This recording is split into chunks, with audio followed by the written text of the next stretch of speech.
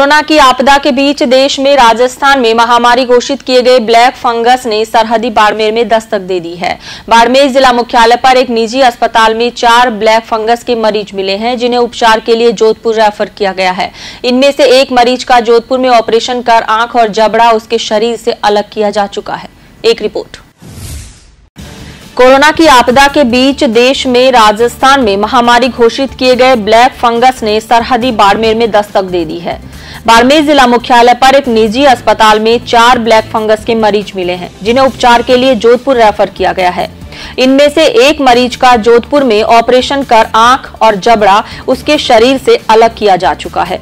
देश भर में कोरोना की प्राण घातक दूसरी लहर के बीच ब्लैक फंगस ने लोगों को अपनी गिरफ्त में लेना शुरू कर दिया है। राजस्थान देश का दूसरा ऐसा राज्य है जिसने ब्लैक फंगस को महामारी घोषित किया है। राज्य के सरहदी जिले बाड़मेर में एक साथ 4 लोगों के ब्लैक फंगस से संक्रमित होने चिकित्सा महकमे में हड़कंप मच गया है। बाड़मेर जिला मुख्यालय के निजी अस्पताल अपोलो ENT में 4 लोगों में इसके लक्षण नजर आए थे। इनकी दूरबीन जांच में ब्लैक फंगस की पुष्टि हुई है। अपोलो ENT अस्पताल के डॉक्टर किशन कुमावत ने बताया कि बीते दिनों 4 मरीजों की जांच के दौरान उनके लक्षण पाए गए। इनकी दूरबीन जांच में ब्लैक फंगस की पुष्टि हुई। उनको तत्काल ही जोधपुर एम्स रेफर किया गया है। इनमें से एक मरीज के ऑपरेशन कर आंख और जबड़ा निकाल लिया गया है।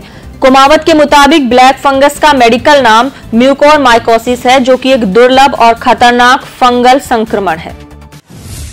तो अभी तक जैसे ही कोविड की रिकवरी के बाद जो पेशेंट है उसके अंदर जिनका शुगर लेवल हाई रहता है या पहले से कोई ऐसा रीनल ट्रांसप्लांट या इम्यूनोसप्रेसिव या कैंसर से रिलेटेड कोई ड्रग्स पहले से पेशेंट ले रहे हैं, उनको कोविड पॉजिटिव हुआ है तो उनकी इम्यूनिटी काफ़ी वीक हो जाती है। और कोविड के ट्रीटमेंट में मैक्सिमम स्टेरॉयड का यूज़ किया गया है और स्टेरॉयड की वजह से भी पेशेंट की इम्यूनिटी वीक हो रही है और उससे शुगर लेवल हाई हो रहा है। नॉर्मली ये जो म्यूकोरमाइकोसिस का जो फंगस है वो अपने नोज में रहता है, लेकिन जिन पेशेंटों की इम्यूनिटी बहुत वीक होती है ये ब्लड वेसल्स के थ्रू नोज, साइनस और ऑर्बिट से होता हुआ अपने ब्रेन में एक्सटेंशन कर जाता है। इनिशियल स्टेज में जो भी पेशेंट आएगा उसके सिम्टम्स जो होते हैं वो नॉर्मली नाक बंद रहना, नाक से खून जैसा ब्लैकिश डिस्चार्ज जैसा निकलता है, फिर चेहरे पे थोड़ा सूनापन जैसा रहता है। अगर फिर डिजीज एक्शन करती है तो ऑर्बिट अपने आई के ऊपर आई का मूवमेंट कम होता है, आई बाहर निकल आती है, उसको प्रोटोसिस कहते हैं। उसके बाद में अगर और ज़्यादा एक्शन तो विजन लॉस इमीडिएटली होने की पॉसिबिलिटी रहती है और ये डिजीज बहुत स्पीडली स्प्रेड करती है। अगर आपको नोज में प्रॉब्लम्स है तो नेक्स्ट 4 to 5 डेज में ये ब्रेन तक एक्सटेंशन कर जाती है अगर प्रॉपर ट्रीटमेंट और इसका सर्जरी नहीं की गई तो। मेरे पास लास्ट 1 वीक के अंदर 5 पेशेंट टोटल आए हैं, जिसमें एक सस्पेक्टेड था, उसको वापस वो फॉलोअप में आया, अभी तक उसको आगे कोई सिम्टम्स जैसा नहीं है।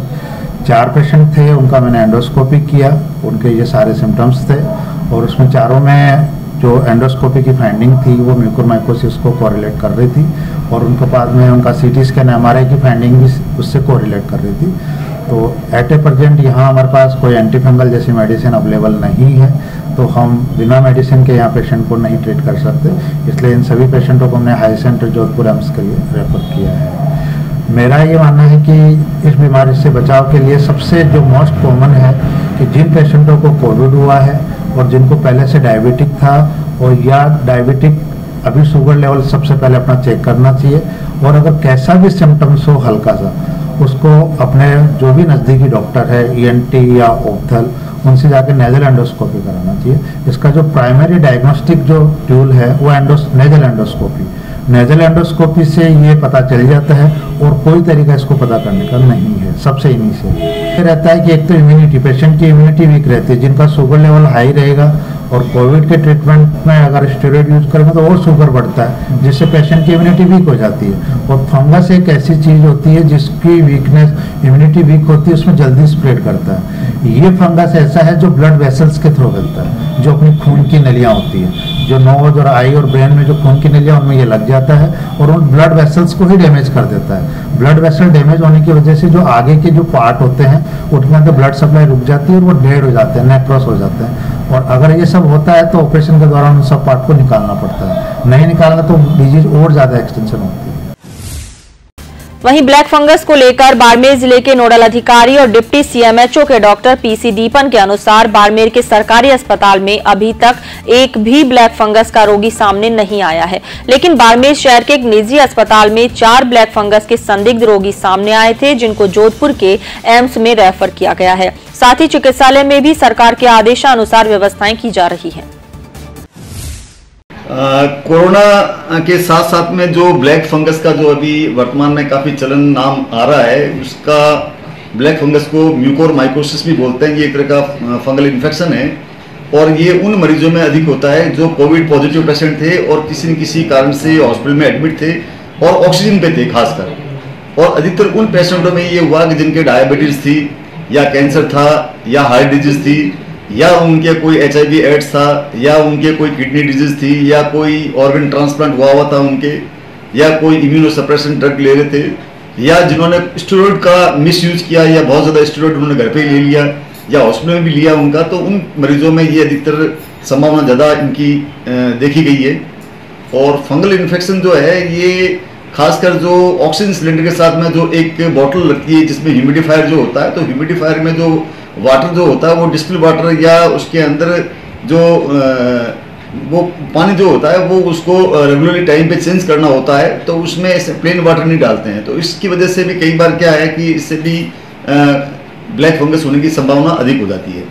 तो सर बाड़मेर में भी 3-4 केसेज आए हैं किसी प्राइवेट अस्पताल में, आपके संज्ञान में क्या है अभी तक? हाँ, मैंने अपोलो ENT हॉस्पिटल के डॉक्टर किशन कुमावत से मैंने बात की है, तो उन्होंने मुझे बताया कि हमारे पास 4-5 केस आए थे जो सस्पेक्टेड थे, तो क्योंकि यहाँ पे एंटी फंगल कोई ट्रीटमेंट अवेलेबल नहीं था तो मैंने उन मरीजों को आगे रेफर किया है एम्स जोधपुर के अंदर। गौरतलब है कि ब्लैक फंगस इन्फेक्शन वातावरण, मिट्टी जैसी जगहों में मौजूद म्यूकोर्मिसेट्स नामक सूक्ष्म जीवों की चपेट में आने से होता है। इन सूक्ष्म जीवों के सांस द्वारा अंदर लेने या स्किन कांटेक्ट में आने की आशंका होती है। ये संक्रमण अक्सर शरीर में साइनस, फेफड़े, त्वचा और दिमाग पर हमला करता है। डॉक्टर कुमावत ने बताया कि ये फंगल इन्फेक्शन किसी भी उम्र और लिंग के लोगों को हो सकता है। हम अपनी जिंदगी में कई बार इसके संपर्क में आकर ठीक भी हो जाते होंगे और हमें पता भी नहीं लगता, क्योंकि हमारा इम्यून सिस्टम म्यूकोरमाइकोसिस के खिलाफ आसानी से लड़ सकता है।